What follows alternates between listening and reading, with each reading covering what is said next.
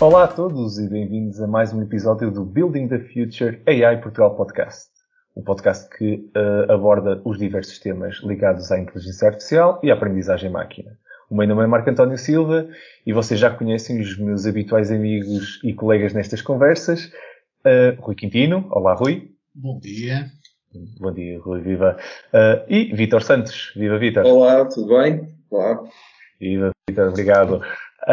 Antes de começarmos o nosso episódio de hoje, queria deixar um pedido aos nossos ouvintes. Se gostam do nosso podcast e gostavam de nos ver vencedores do Pods 2020 Festival de Podcasts, então, por favor, vão a pods.pt/votar e vota no Building the Future AI Portugal Podcast. Basta escreveres AI Portugal Podcast no campo de votos e votar em nós. Os detalhes de tudo isto vão estar no link deste episódio na descrição. O tema de hoje é o tema do processamento de linguagem natural, ou mais conhecido por NLP, Natural Language Processing, e será o tema que vamos discutir hoje, e para isso também temos um convidado, o João Freitas, CTO da Define Crowd. O João tem uma vasta experiência nestes temas, tem feito parte da equipa fez parte da equipa da Microsoft Language Development Center, ou MLDC, que por acaso também tivemos já a oportunidade de falar deste Development Center que Portugal teve, e continua a trabalhar nesta área, numa empresa que tem uma gene no seu ADN português, não é? Apesar de ser uma equipa internacional. Por isso, João, um enorme obrigado por teres aceito o nosso convite, por estares connosco neste episódio para falarmos então sobre a MLP. E muito obrigado. Marco, bom dia. Olá, muito obrigado pelo convite. Olá, Vítor. Olá, Rui. Olá. Portanto, é um prazer estar aqui com caras conhecidas que já não vi há algum tempo, e sem dúvida que basicamente o que nós fazemos na Microsoft, não é? Estar a trabalhar nas tecnologias de fala relacionadas com o Exchange, com o Office e etc. E permitiu-nos ganhar aqui uma experiência muito interessante em termos de desenvolvimento dessas tecnologias. Portanto, na altura nós estávamos ainda na fase dos Hidden Markov Models, a construir esses sistemas, e começámos aqui a dar os primeiros passos nas recolhas de fala para treinar esses modelos.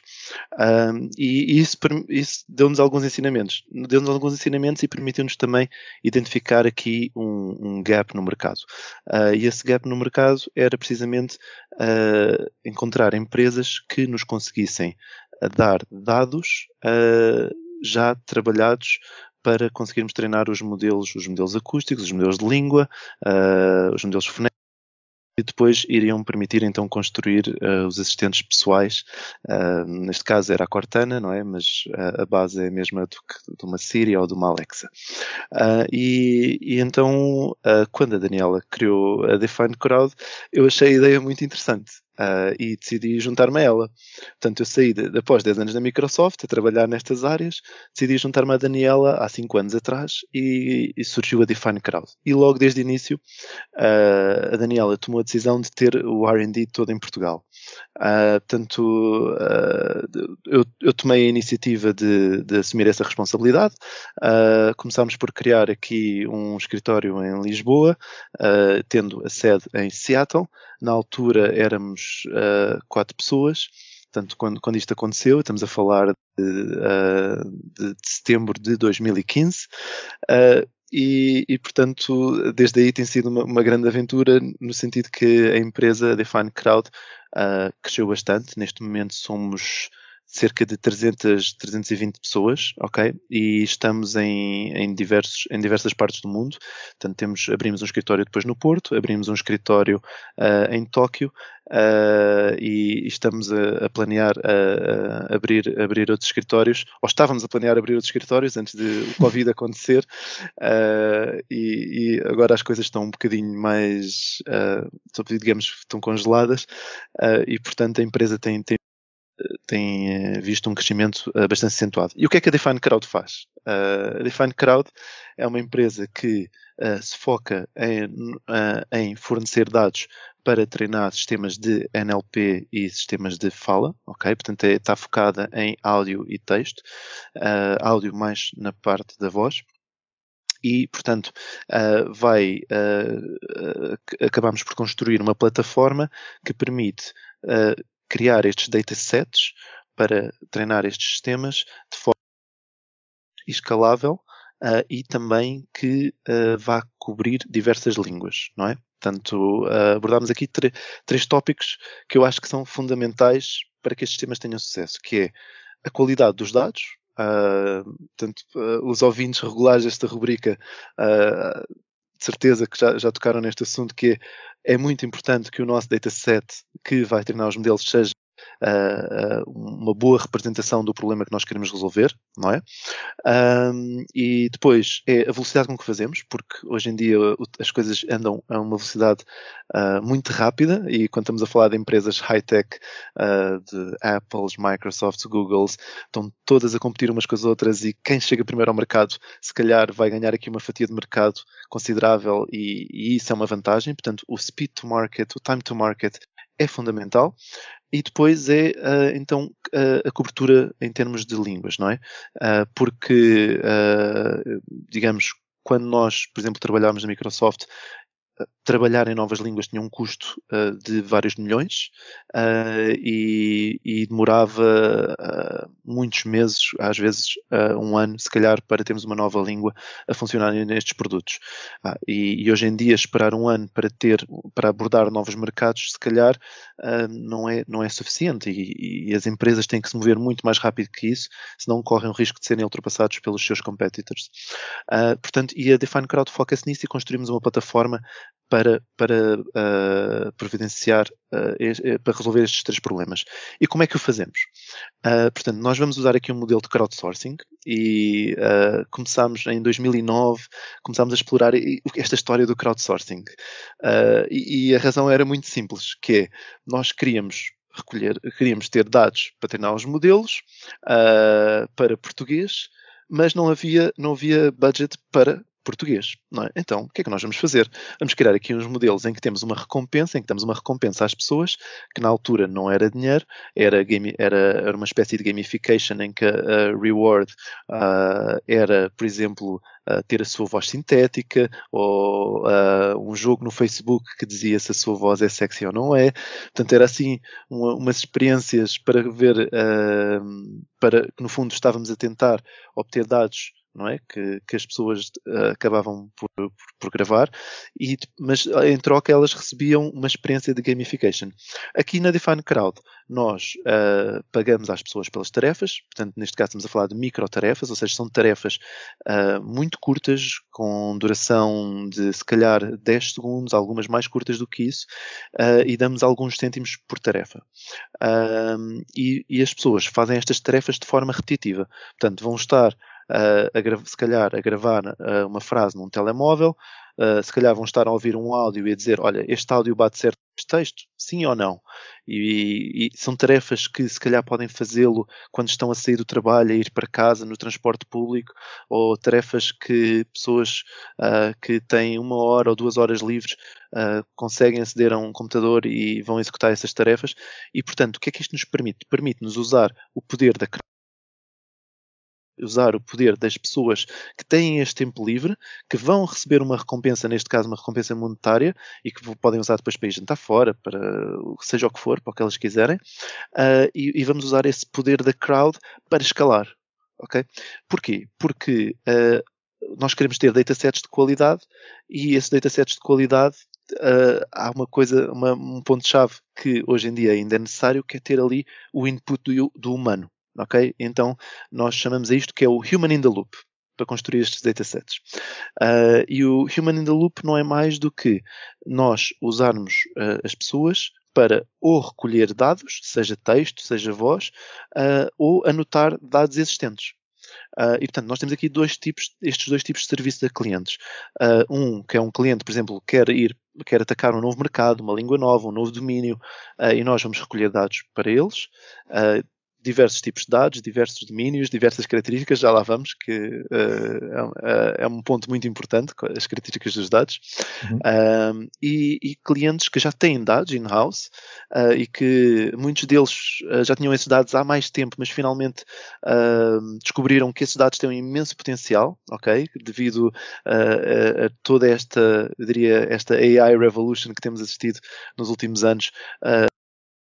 Não é que já não existe AI, mas muito também pelos mídia verem agora isto com outros olhos e haver muitas notícias acerca disto e se calhar CEOs, CIOs e CTOs começarem a olhar para a tecnologia da AI de uma outra forma, e houve aqui um grande boost nos últimos anos.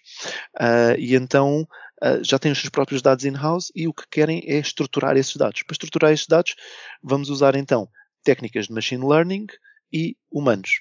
Ok? E aí é que está o ponto-chave, que é, nós queremos ser, como eu comecei por dizer, queremos garantir qualidade e ser rápidos. Ora, se calhar uma é difícil, uma vai contra a outra, não é? Porque queremos ser rápidos e queremos garantir qualidade ao mesmo tempo. Como é que fazemos isto? Então, machine learning tem aqui um papel fundamental. Não só machine learning, mas também data science tem aqui um papel fundamental, porque nós queremos automatizar este processo o mais possível. Okay? Portanto, queremos ter o human in the loop, mas também queremos que esse humano tenha a menor intervenção possível a conseguirmos obter estes dados de qualidade. E eu vou dar aqui um exemplo muito concreto. Nós fazemos a recolha de fala. Essa fala, para depois conseguirmos treinar um modelo acústico, tem que ser transcrita. Okay? Portanto, vai alguém fazer essa transcrição. Mas se calhar nós já temos de fala que nos permitem fazer essa transcrição até um nível bastante aceitável. Se calhar não vai ser perfeito, não é? Se calhar estamos a abordar novos domínios, novas línguas, portanto vai haver aqui falhas nessa tradução de áudio para texto, mas depois o humano pode entrar como alguém que vai validar e alguém que vai complementar esse input que foi dado pela máquina. E isso cria aqui uma situação muito gira, que acho que é um paradigma muito giro, que é, nós estamos a usar máquinas, não é, que construímos para depois construir máquinas melhores. E até dentro da Define Crowd nós temos aqui dois tipos de equipas. Temos uma equipa que está focada nos humanos, não é? Em ajudar os humanos, em fazê-los com que eles sejam mais eficientes, que os pagamentos sejam justos, para gerir a comunidade. Mas temos aqui uma outra equipa que o objetivo, eu costumo brincar um bocadinho, que é tirar o human off the loop. Temos aqui uma equipa que é ter o human in the loop, outra equipa que é tirar o human off the loop, que é no fundo automatizar, otimizar ao máximo estes processos onde queremos chegar ao end goal, que é ter esses datasets. E portanto, isto a uma escala de dados massivos, não é? Portanto, se estivermos a falar de um modelo acústico com 10.000 horas de fala, são muitas horas. Para vocês terem uma ideia, nós quando estávamos na Microsoft, para atingir 200 horas demorávamos alguns meses. Neste momento pedem-nos para chegar a 10.000 horas de fala em se calhar 1 ou 2 meses. E portanto o desafio é enorme. Como é que nós conseguimos escalar? Como é que nós conseguimos ter aqui pessoas engaged em diversas línguas? Como é que nós conseguimos depois garantir a qualidade dos datasets, que é um assunto que se calhar podemos aprofundar ao longo do podcast, que é importante nestes datasets? O que é que o cliente vê como algo importante em termos de datasets? Podemos falar de coisas como o balanceamento.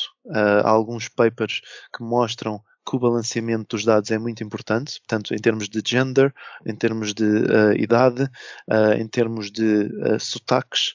Eu recordo-me que havia sempre muita discussão quando as pessoas estavam a usar o motor do reconhecimento português, quando havia alguém dos Açores a usar esse modelo, não é? Ou alguém com um sotaque mais cerrado do Alentejo ou do Algarve, e o modelo tinha uma performance horrível.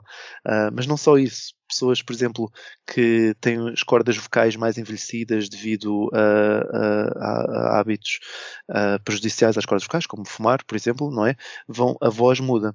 E então, se o nosso modelo não estiver preparado para reconhecer esses padrões, não vai ter boa performance. E a mesma coisa crianças, não é? Crianças não têm ainda a voz desenvolvida, ou não têm a voz, têm a voz com características diferentes em relação a um adulto. Como é que nós conseguimos construir modelos que resolvam esses cenários? E se estivermos a falar, por exemplo, que eu quero fazer deploy de um modelo numa consola, não é? Para uma consola, muito provavelmente eu vou ter crianças a usar. Vou ter crianças numa sala de estar com barulho, com outras crianças ao lado. Como é que eu consigo ter coisas como wake-up words, como bom reconhecimento? Porque depois uma das coisas que frustra muitas pessoas, que é se estes modelos não tiverem qualidade, eles deixam de usar. Ok? E, portanto, já houve aqui diversas ondas de progresso em termos destes sistemas e estamos agora, digamos, a surfar a última onda, que é dos DNNs, não é? E os improvements que foram dados por esses modelos, mas já houve outras. Houve ondas, quando surgiram os HMMs, houve um improvement brutal em termos da performance desses modelos. Depois esbateu um bocadinho e depois voltou a atrair a atenção das pessoas devido também a novos resultados que eram muito melhores e que proporcionaram à indústria uma nova atenção e um investimento maior nesses modelos e que permitiu à Define Crowd, de certa forma, ter este crescimento, completando aqui o círculo, ter este crescimento que verificámos até ao momento e este apetite por dados que temos também verificado no mercado. Espetacular. E assim, vocês, João, estão, na minha opinião, acho que este é o momento deste tipo também de inteligência artificial, no ponto de vista da revolução do que é a interação homem-máquina. Por isso, tenho pessoalmente a dar-vos os parabéns por estarem a investir numa coisa que, apesar de não ser nova, é revolucionária e muito recente na vida de muitas pessoas. E por acaso ia lançar mesmo a discussão também nesse ponto, se bem que tu abriste aqui um montão de pontos já nesta introdução, por isso vamos ter muito para falar, vai ser um episódio muito recheado para os nossos ouvintes, vão ficar certamente contentes com este episódio e desde já muito obrigado por estares a partilhar também esses pontos de vista e até por abrir esses tópicos, porque acho que vai ser muito interessante. Assim, numa ótica de lançar também aqui a discussão num dos pontos dos diferentes que tu abriste, ia-te colocar, estou curioso até de ouvir a tua opinião sobre o momento crescente que estamos a ver da adoção destas tecnologias de linguagem na vida das pessoas, não só da necessidade que está a haver, e tu próprio relataste muito bem, não é? Quer dizer, temos de ser muito rápidos, está muito marketing estas empresas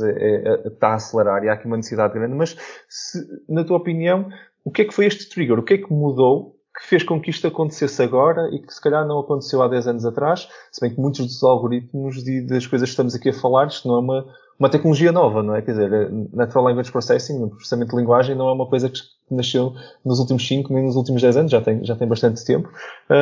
Mas agora as pessoas ouviram mais falar disto, não só... Mas mudou muito, é? Mudou radicalmente, não é? Exatamente. Aliás, deixa-me só aqui meter, antes do João começar a falar sobre isto, só para aqui dizer que, a inteligência artificial mudou muito, não é? E sobretudo com a questão do Deep Learning. E eu até diria que o NLP é emblemático disto, mas vou aqui para realmente deixar o nosso convidado desenvolver, não é? É esse o ponto, sim. Sim. Não, é verdade. É engraçado porque quando eu comecei a trabalhar nesta área,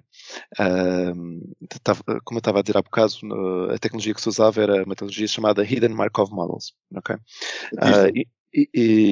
Sim, e portanto foi com os HMMs que surgiram os primeiros modelos genéricos, ou modelos genéricos com sucesso, digamos assim, e portanto foi uma tecnologia que de certa forma veio permitir dar aqui um salto. Ok? Tanto ao combinar os HMMs com o que existia em termos de speech, permitiu-nos aqui no final dos anos 90 dar aqui um salto bastante grande em termos de performance. E então o que é que aconteceu? Ao dar este salto de performance, as empresas aperceberam-se que isto poderia ser usado, que poderia haver um negócio à volta disto e começou a captar muita atenção de empresas como a Nuance, a Microsoft, a Google, e as empresas começaram a investir então nesta tecnologia. E já nessa altura nós tínhamos alguns carros, não é, que começaram a ter reconhecimento de fala e mesmo alguns telemóveis, na altura os telemóveis enormes, que poucas pessoas ainda tinham smartphones, mas os que tinham lá alguma tecnologia que já fazia reconhecimento de fala. Mas o que é que aconteceu? Esse reconhecimento de fala funcionava em condições espetaculares, em condições limpas. O que é espetaculares? É condições sem ruído, com pronúncia bem articulada, mas a partir do momento em que eu estou num cenário real, que é, estou a correr para uma reunião ou estou atrasado para qualquer coisa e está o ruído fundo, estou no meio da rua, esse reconhecimento de fala ia falhar muitas vezes. E então a user experience acabava por levar a que as pessoas desistissem. É claro que havia sempre aquelas pessoas que nunca deixaram de usar, mas a user experience não era boa, não é? E portanto houve depois um decréscimo em termos de investimento por parte da indústria. Eu acho que a research nunca parou, mas houve um decréscimo de interesse tanto dos mídia como da indústria. E aí, por volta de 2014, 2015, começamos a ver nas conferências de investigação alguns papers com redes neuronais. Até antes, por acaso até antes, mas aí foi quando tu entravas na conferência e todos os papers estavam lá, era qualquer coisa, mas com DNA antes, qualquer coisa, mas com redes neuronais. Então, ou seja, tudo o que tinha sido feito antes, mas agora com redes neuronais. E a verdade é que os resultados eram melhores, portanto, esses papers tinham a razão de estar lá. Os resultados eram efetivamente melhores, mas em muitos deles era a mesma abordagem, exatamente resolver o mesmo problema, mas agora com redes neuronais. E, portanto, o que é que isto levou? Levou a que as indústrias que, embora tivessem descido o investimento nesta tecnologia, voltaram a ganhar novo fogo, não é? Voltou a ganhar novo interesse, porque abriu potencial para outros cenários. Abriu potencial para cenários mais robustos, abriu potencial para uma melhor user experience. E então, vemos também a Amazon entrar em jogo com a Alexa. A Amazon fez um investimento incrível por volta de 2012, 2013, em termos de recrutamento, em termos de arranjar uma equipa de NLP muito forte, e lançam depois para o mercado a Alexa, com um marketing muito bom, com um device, um microphone array também muito construído de forma muito inteligente, a ligação à loja. Acho que foi brilhante a maneira como eles executaram todo este processo, não é? E conseguiram penetrar no mercado com um produto novo, com uma tecnologia que já existia, de certa forma. Já existiam microphone arrays, já existia reconhecimento de fala, já existia modelos de entendimento de texto, de reconhecimento de intenções, reconhecimento de entidades. Tudo isso era algo que já existia, mas eles conseguiram chegar ao mercado e conseguiram chegar ao utilizador final. Ok? E teve imenso sucesso, e então isso abriu também abriu os olhos a muita gente, não é? Que viemos então a perceber, para lá, se calhar a tecnologia realmente de fala e de reconhecimento de entendimento de texto, se calhar é útil, e há aqui muitos cenários que nós podemos resolver ao melhorar a interação com os nossos clientes. Portanto, o Human Computer Interaction, tu estavas a falar, mais aplicado à indústria, como é que eu consigo melhorar a experiência do meu cliente. E então, dando aqui, mapeando para a Define Crowd, quando nós estávamos a fazer o pitch da Define Crowd em 2015, 2016, e fizemos muitos pitches para muitos investidores, muitos deles tinham dificuldade em entender o que é que nós fazíamos. Ao ponto, nós tivemos reuniões do género, olha, o que nós fazemos é construir dados para treinar sistemas de inteligência artificial. Mas isso não é útil, isso não é escalável, para que é que as pessoas vão comprar isso? E portanto, houve muitos investidores que nem sequer acreditavam, não é? Não percebiam. E onde nós tínhamos mais sucesso em termos de pitch era nas pessoas que eram realmente da área. Ou seja, quando traziam algumas pessoas da área, era muito fácil de explicar porque é que isto era importante. Agora, quando era pessoas fora da área, era complicado. E depois começamos a ver aqui os mídias lançarem notícias que se calhar até caíram em exagero. Houve uma notícia que houve um keynote que, numa conferência que eu fui, que mostra assim uma série de headlines que era NLU is solved, speech recognition is solved, está tudo espetacular, este problema está resolvido, done, podemos ir para casa, não é? Isto numa conferência com 1500 ou qualquer coisa assim, cientistas que trabalham nessa área, e abriu a keynote assim, e foi muito engraçado, porque aquelas pessoas que estavam ali sabiam e sabem que o problema não está resolvido, não é?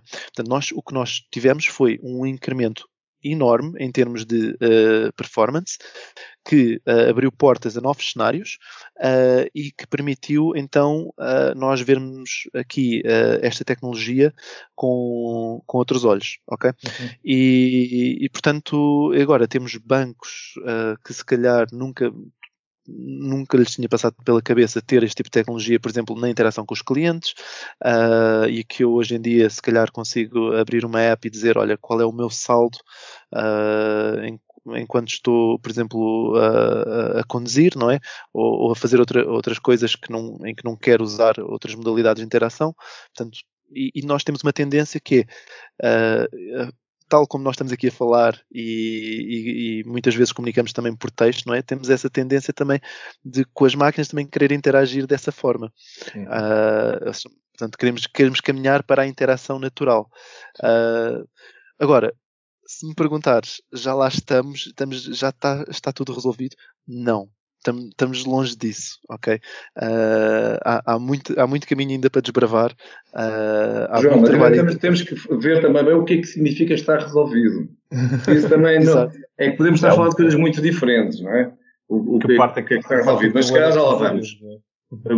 Porque se o que está resolvido é a compreensão da fala, eu diria que já temos realmente grandes progressos. Se estamos a falar da compreensão do conteúdo e do significado das coisas, eu diria que estamos bem muito longe. Portanto, está aqui muitas coisas, com complexidades diferentes. Enfim, mas também, já que agarrei aqui a palavra, também para dizer que, fazer aqui uma pergunta aqui meio chata para ti, João, mas isto para um linguista deve ser cruel, não é? Porque tu és um homem que, além deste formação linguista, além do doutorado, também em tecnologia, que és um expert, realmente, não é? Mas o teu background, se bem me lembro, é linguística, certo? Não é. O meu background é engenharia. É engenharia? Mas depois... Sim. Então estou aqui a baralhar. Portanto, tu és o homem da linguística, acho que podemos dizer isto. Não. Eu conheço linguistas espetaculares e dizer que eu percebo de linguística, eu acho que estaria a ofender essas pessoas que realmente percebem de linguística. O meu background é muito mais engenharia, não tanto computational linguistics. É claro que tive que aprender computational linguistics, tive que aprender também para o doutoramento. Tive que aprender muitas coisas sobre como é que nós como é que a fala acontece, como é que nós articulamos as palavras, porque o meu doutoramento foi focado na parte do reconhecimento de fala, mas na ausência de som. Okay. Portanto, olhar para coisas como o movimento dos lábios, o impulso dos músculos, portanto, e entre outros. E como é que nós conseguimos ter aqui uma abordagem multimodal, ou com múltiplas modalidades, e reconhecer fala. E a aplicação prática disto era para pessoas com problemas nas cordas vocais, não é? E depois focámos aqui na adaptação ao português e assim. Portanto, foi uma research completamente diferente daqui da abordagem que é feita ao mercado, não é? Que são produtos que estamos a apontar para massas, e aqui no doutoramento diverti-me imenso a fazer o doutoramento, mas foi uma área relativamente diferente e tive que aprender linguística. Agora, pois que a ideia é que quando andávamos a trabalhar em linguística. Portanto, lembro de falámos sobre linguística na Microsoft, lembro até inclusive de uma conversa sobre o Chomsky, e portanto, daí fiquei, bom, mas enfim, pronto, então Mas seja como for, mantenho aqui a minha pergunta sobre o que é que significa que quando nós estávamos a treinar modelos baseados naqueles corpos, não é? No corpora, conjuntos de corpos de uma determinada língua e se não estaríamos muito mais preocupados com as questões lexicais e de significado do que estamos agora, em que basicamente temos esses modelos, treinamos e o que estamos mais focados em que se compreenda o som, digamos assim, se compreenda o significado. Isto não será paradoxal em termos da inteligência artificial? Eu acho que paradoxal, talvez não. Eu acho que é uma evolução, não é, das abordagens, mas a verdade é que muitos modelos que hoje em dia nós usamos e que estão em produção ainda são modelos que são construídos com diversos modelos, portanto o sistema é constituído por vários modelos, inclusive um modelo de pronunciação, ou o léxico, ok? Existem sim abordagens que são chamadas abordagem end-to-end, e nessas abordagens a ideia é que seja passado um excerto de áudio, não é? E à saída vamos ter uma sequência de grafemas. E aí, nessas abordagens, eu não tenho que me preocupar tanto com as características da língua, como tu estavas a dizer. Portanto, o modelo vai aprender essas características. Não tenho que me preocupar tanto com a pronunciação, não tenho que criar um léxico. Algumas das abordagens eu nem sequer preciso ter um modelo de língua e, portanto, vai aqui, de certa forma, introduzir aqui uma componente que faz uma black box, não é? É uma arquitetura, em termos de Deep Neural Networks, é uma arquitetura relativamente complexa, mas podemos ver quase aquilo como uma black box em que entra áudio e sai caracteres. Enquanto que nas abordagens mais clássicas, nós temos aqui uma componente acústica, que é o modelo acústico. Temos aqui uma componente de pronunciação, que é o léxico, e temos aqui uma outra componente que é o modelo de língua. E depois, no fundo, vamos pegar nessas três componentes e é isso que vai alimentar o decoder. Ok? E o que entra para o decoder, não é? É quando nós pegamos no áudio, vamos extrair as features do áudio. Normalmente as features mais clássicas ou as mais conhecidas é os MFCCs, que é no fundo uma descrição do áudio numa escala diferente. Ok, posto de forma extremamente simples e portanto essas features ao entrarem no decoder vão depois usar o modelo acústico, o léxico e o modelo de língua para sair áudio. Portanto, estas são, digamos, é a abordagem clássica versus o que está agora, digamos, como estado da arte. Contudo, as abordagens end-to-end têm aqui algumas desvantagens ou digamos caminho por desbravar, que é, por exemplo, a necessidade de muitos dados, o que é ótimo para a Defined Crowd, mas a verdade é que precisam de muitos dados para que a arquitetura de DNNs consiga convergir de forma efetiva, ok? E também havia aqui algumas limitações em termos de performance, e assim que entretanto também já saíram novos papers que resolvem essas limitações, mas é uma abordagem que em termos também de resultados, em termos de accuracy, conseguem chegar ao nível da abordagem clássica, mas ainda não ultrapassou. Ok? O que é que isto traz? Traz que qualquer empresa, sem perceber muito de como é que a fala funciona, consegue treinar um modelo de reconhecimento de fala. Portanto, introduz aqui novos players no mercado, mas a verdade é que esses modelos ainda não conseguem ultrapassar os modelos clássicos em diversas circunstâncias. E muitas vezes nós falamos em performance dos modelos, não é? E esquecemos que a performance dos modelos tem imensas variantes, ok? E isso é um ponto muito importante, que é, nós podemos dizer que o modelo atingiu 98% de accuracy em termos de reconhecimento, portanto, que é muito bom. Mas depois esquecemos de ver, ok, mas o modelo atingiu isto num ambiente sem ruído, com uma pessoa a pronunciar as palavras de forma exata, sem sotaque ou com sotaque que o modelo reconhece bastante bem, e portanto depois quando vamos para o mundo real, esse modelo, a accuracy começa a descer. E eu dou aqui um exemplo muito simples, que é call centers, não é? Nos call centers é um cenário óbvio de aplicação de reconhecimento de fala como optimização desses processos, mas muitas vezes vamos aplicar esses modelos genéricos e esses modelos genéricos vão falhar. Porquê? São usados termos que esses modelos não conhecem, as pessoas vão ligar para o call center em ambientes que não são os que o modelo está habituados. Se calhar vamos usar uma linha telefónica que vai passar por uma série de filtros a 8K com uma largura de banda bastante baixa e o modelo foi treinado com uma largura de banda mais alta, onde o áudio passou por uma largura de banda mais alta, analógico versus digital, fala espontânea versus fala outros tipos de fala. Portanto, tudo isso... Sobreposição, pessoas zangadas, que é muito comum, e tudo isso vai fazer com que o modelo não funcione. E, portanto, qual é aqui agora o que é que se anda a discutir? Tens empresas com modelos muito bons, por exemplo, a Google, não é? Os modelos da Google são espetaculares, eles têm acesso a dados, a imensos dados, mas depois esses modelos são genéricos, o que significa que em cenários mais específicos, que é o que acontece muitas vezes no caso de empresas, não é? Têm o seu próprio negócio, têm os seus próprios termos, têm os seus próprios cenários com os clientes. Esses modelos, se calhar, não vão conseguir abordar todos os cenários que nós gostaríamos.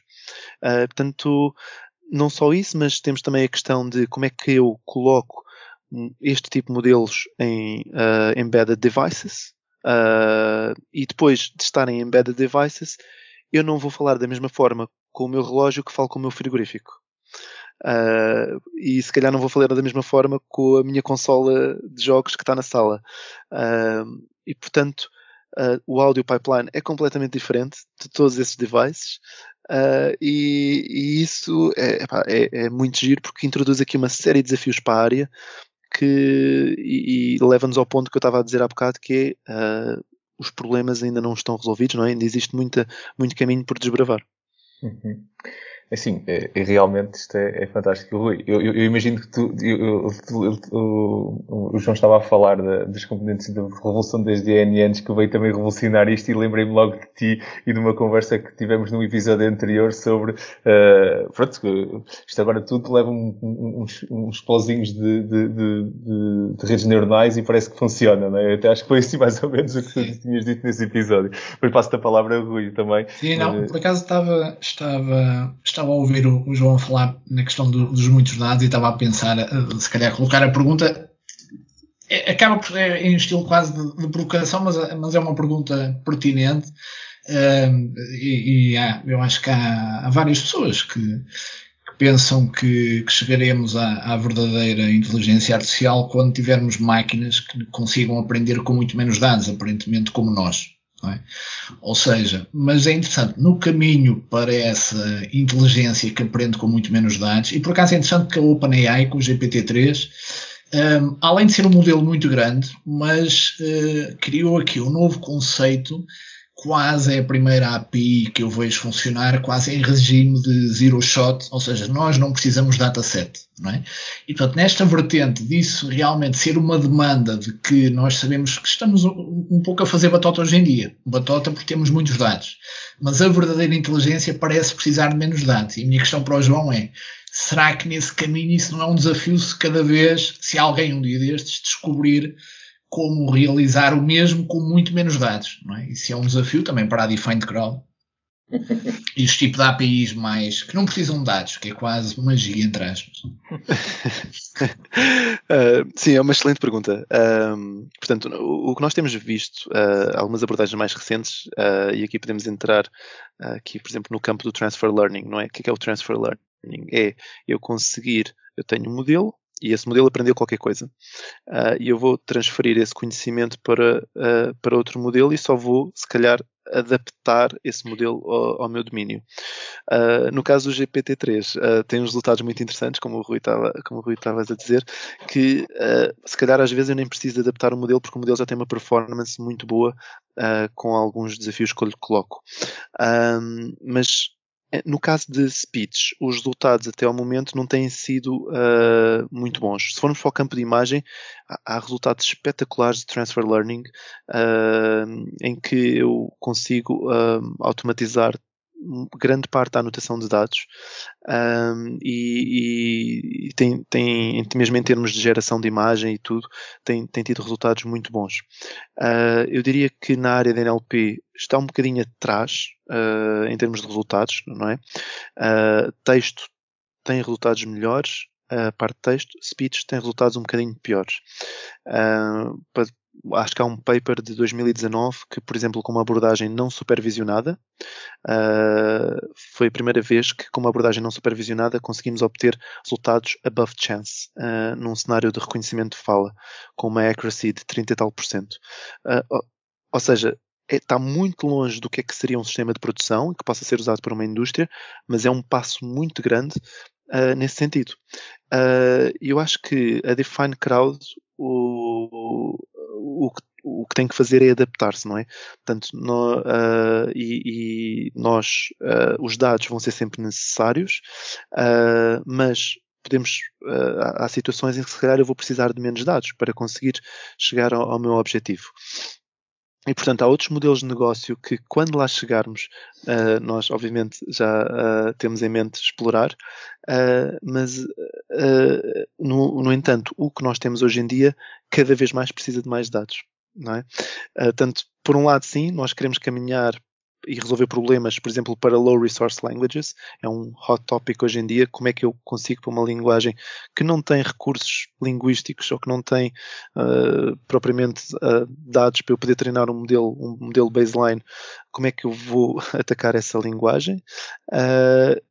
E com poucos dados, não é? Porque visto que hoje em dia os modelos precisam de muitos dados, são data-driven, e isso é um hot topic, só que ainda não estamos lá, e a verdade é que os modelos de produção cada vez estão a ser treinados com mais dados.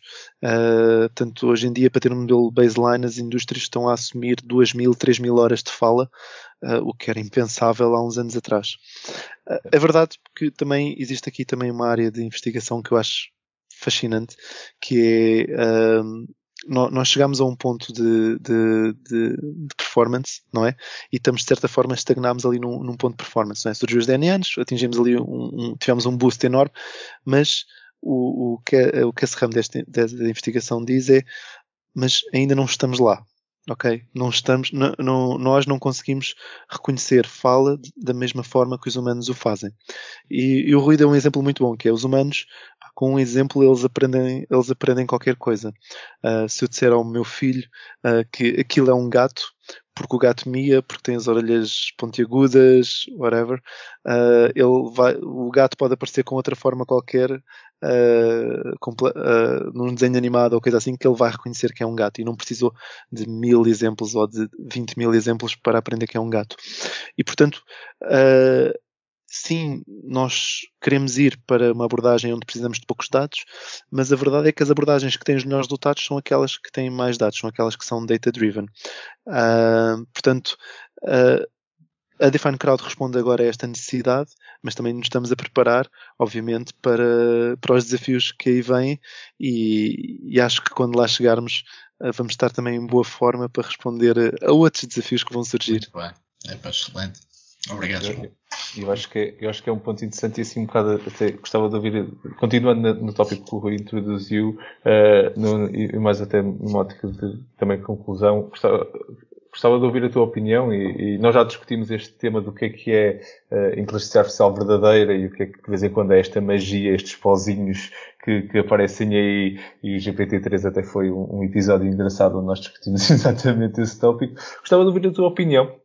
quando tu olhas para quando nós chamamos inteligência artificial a todos estes tipos de tecnologias de Natural Language Processing, sejam eles, falamos da parte da ASR, da Automated Speech Recognition, também que tocaste no ponto de understanding, do entendimento e dos NLUs, seja texto ou seja de voz, quando tu vês isto tudo num saco e lhes chamam assim, olha, isto é inteligência artificial, tu sentes que os sistemas são realmente inteligentes ou são muito, como estavas a dizer, com os dados todos que nós temos, não é? Quando injetamos muita informação e tudo, ele consegue tirar algumas inferências que não são necessariamente inteligência, não é? Por isso, como é que tu pessoalmente, João, te sentes isso? E como é que tu vês esse ponto?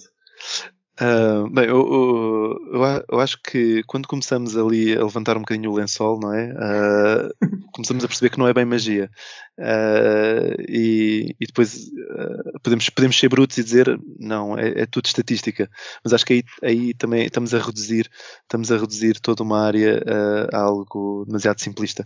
Portanto, acho que não é magia, acho que existe uma explicação matemática para as coisas acontecerem, e é muito interessante tentar perceber como é que as redes neuronais funcionam. Há imensa investigação à volta disso, e perceber que os modelos começam por aprender, vão adquirindo informação, mas depois há uma fase em que eles têm que esquecer. Ok? Porque se eles aprenderem tudo, no fundo vão estar overfitted. E vão saber todos os detalhes e se calhar não vão conseguir responder da forma genérica que nós queremos. Portanto, há uma fase dos modelos em que eles vão aprender a esquecer. E é muito interessante ver como é que isso funciona. Agora, é verdade que quando nós começamos a montar, a encaixar estes modelos uns nos outros e, de certa forma, a ter estas black boxes, se calhar começamos a distanciar-nos um bocadinho da matemática que está por trás, não é? E se calhar há poucas pessoas a trabalhar mesmo no core dos modelos, porque vamos lá ver, enquanto que há uns anos se eu quisesse fazer uma rede neuronal eu tinha que implementar eu mesmo, hoje em dia existem, eu diria, 7, 8 frameworks que estão estáveis e que eu posso usar para construir modelos de redes neuronais. E a mesma coisa para outros modelos. Estamos a falar de redes neuronais, mas podemos estar a falar também de outros modelos. Portanto, a machine learning tornou-se uma commodity nesse sentido, que é quase qualquer pessoa consegue, com um pouco de conhecimento de programação, consegue pegar em dados, alimentar um modelo e ter resultados no output.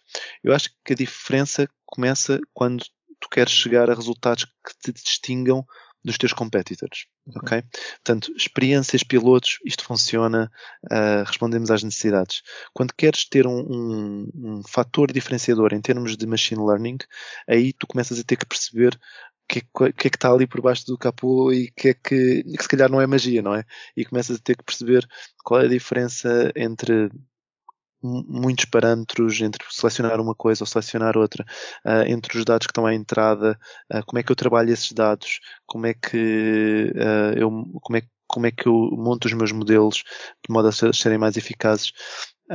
E, portanto, começamos diria que há aqui dois grupos de pessoas, não é? Aquelas pessoas que usam estas black boxes, mas que não entendem o que é que está por baixo, mas depois há aquelas pessoas que querem mesmo perceber e vão entender que não é magia e que existe uma explicação matemática para as coisas acontecerem. Agora, não é fácil lá chegar. Eu acho que é incrível como nós chegamos a um ponto onde, até mesmo na inteligência artificial, temos como consequência da democratização, estes já dois mundos em que existem efetivamente os especialistas a trabalhar por trás dos modelos e focados em melhorar isto tudo, e depois todo um mundo de utilização enorme em escala, e acho que também é um bocado o foco que vocês também têm conseguido apoiar, no fundo, a construir com o Define Cloud. E João, muito obrigado por esta partilha. É incrível o conhecimento que tu tens e a experiência que tu tens. Espero que quem nos esteja a ouvir tenha tirado aqui muito conteúdo. Eu sem dúvida tirei. E vamos se calhar passar então para a nossa rúbrica e continuar uma conversa agora sobre algumas notícias. Obrigado, Marco.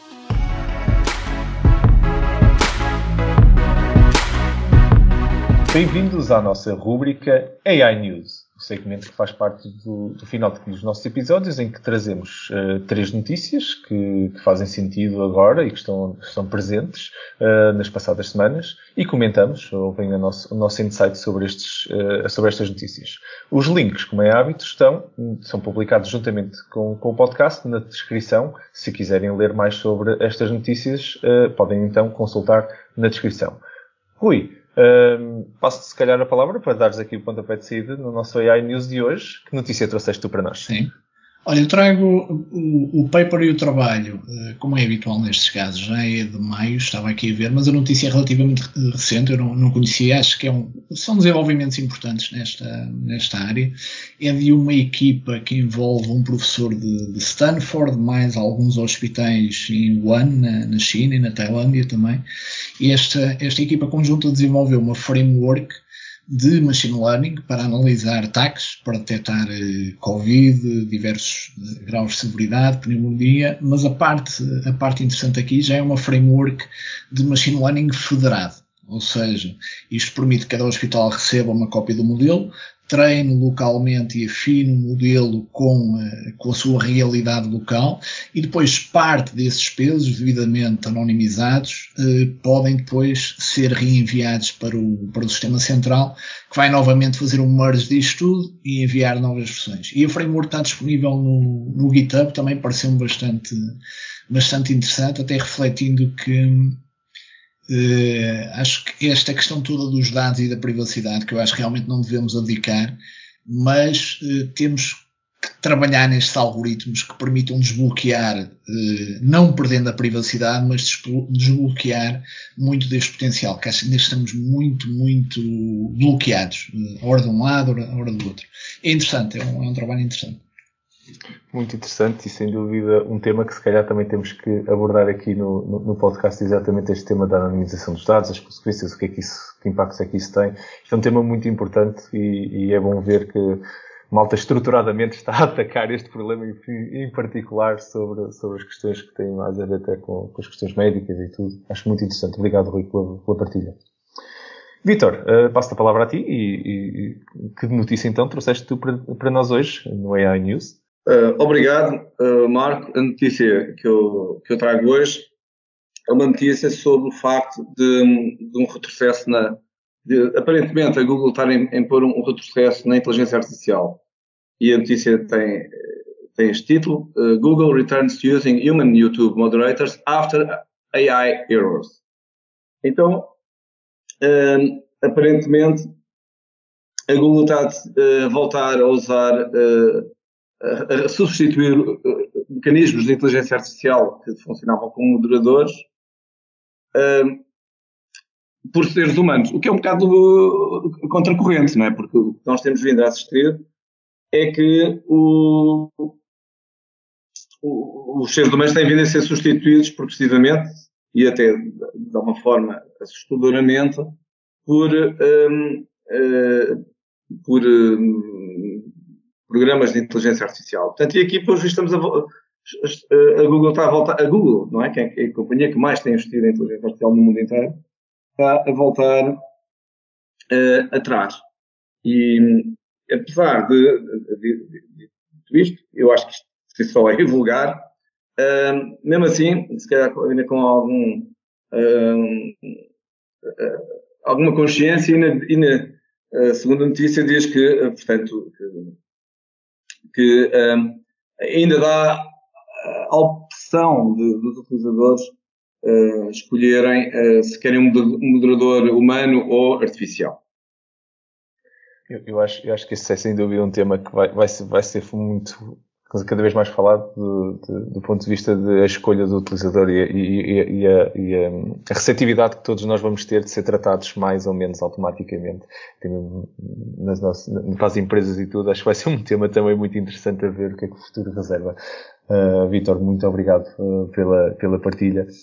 Eu efetivamente trouxe uma notícia assim um bocadinho diferente, também recente, que tem a ver com...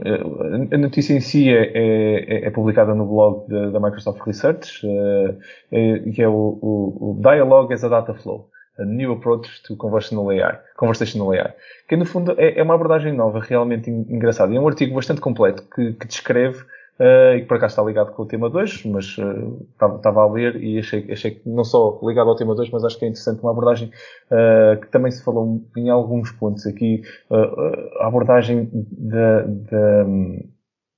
deste ponto da linguagem conversacional muito ligado a task-oriented dialogue e a síntese muito focada na tarefa em si e não tanto de uma forma mais genérica na sintaxe que está lá.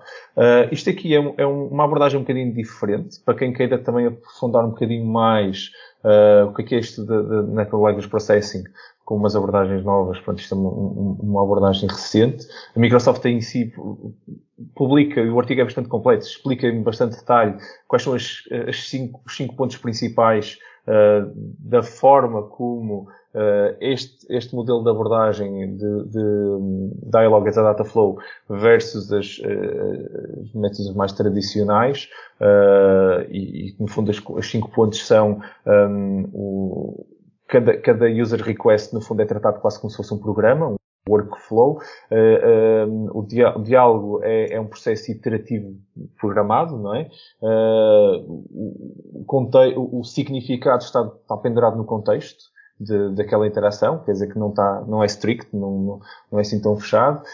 Depois depois os últimos 2 pontos são assim um bocadinho floreado, na minha opinião, mas eles também detalham um bocadinho isso, que é as coisas podem correr mal e então, a abordagem em si que a Microsoft depois está a ter sobre isto, e explica um bocado aqui, é como lidar com os casos que os outros 3 pontos não conseguiram lidar de uma forma natural, e o Language Generator, a geração de linguagem depende também do contexto. Não só o significado, mas o gerador também tem que ser aware do contexto. E acho que isto é engraçado.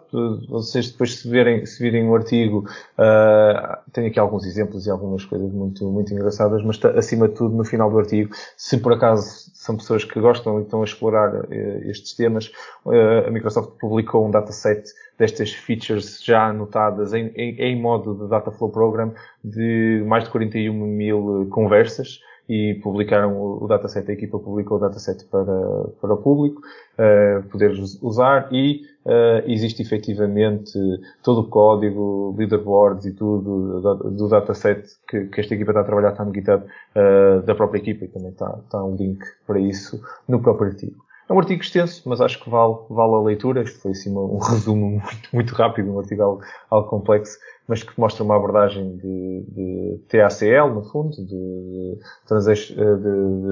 Task Oriented Dialogue, síntese, está bastante interessante.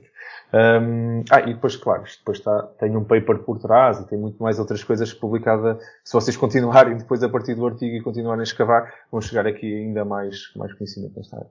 É isto, Dialogue as a Data Flow, a new approach to conversational AI. E assim terminamos mais um episódio. O meu nome é Marco António Silva e vocês estiveram a ouvir ao Building the Future AI Portugal Podcast. Um podcast que vos traz tudo sobre inteligência artificial em conversas informais e cheias de conteúdo. Um obrigado enorme por mais uma conversa ultra interessante aos meus parceiros habituais de sofá, Vítor Santos. Obrigado, Vítor. Obrigado, foi um prazer estar com vocês. E Rui Quintino, um grande obrigado também, Rui. Obrigado. E claro, um especial obrigado ao nosso convidado de hoje, João Freitas, que por ter aceito o nosso convite e que partilhou imenso conhecimento hoje e um insight fantástico que espero que todos os nossos ouvintes valorizem, e nós valorizamos de certeza. Muito obrigado, João. Obrigado, Marco. Foi um prazer. Foi um prazer enorme. E claro, um obrigado a todos que estão desse lado a ouvir-nos. É para vocês que nós produzimos este conteúdo. Caso tenham temas que gostassem de ver falados neste podcast, ou sugestões ou comentários, estejam à vontade para nos enviar um e-mail para podcast@buildingthefuture.pt. Caso não tenham ainda subscrito, não se esqueçam de subscrever o podcast. Podem nos encontrar nas principais plataformas de podcasts e também no YouTube. Claro, não se esqueçam de votarem em nós para o prémio do melhor podcast do Pods 2020 Festival de Podcasts. Basta irem a pods.pt/votar e votar em AI Portugal Podcast. Os links para a votação e detalhes estão na descrição deste episódio. Fiquem atentos para, nas próximas semanas, como é habitual, dentro de 2 semanas vamos lançar mais um episódio. Até lá, muito obrigado por estarem desse lado e vamos continuando juntos a ativar Portugal e a construir um futuro melhor com a tecnologia. Obrigado a todos.